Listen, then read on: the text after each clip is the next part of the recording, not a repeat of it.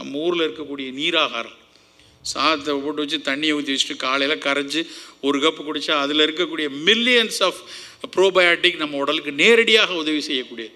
ஒரே ஒரு கப்பு காலையில் அது கொடுக்கலாமே. ஸோ காலையில் நம்ம போய் கஞ்சி போய் நான் நெஸ்லேலேருந்து ஒரு ஃப்ளேக்ஸு அந்த ஃப்ளேக்கை வாங்கி பாலை ஊற்றி அப்படிலாம் சாப்பிட்றதுக்கு நம்ம ஊரில் இருக்கக்கூடிய அந்த கஞ்சிகளை நாம் பயன்படுத்தணும்.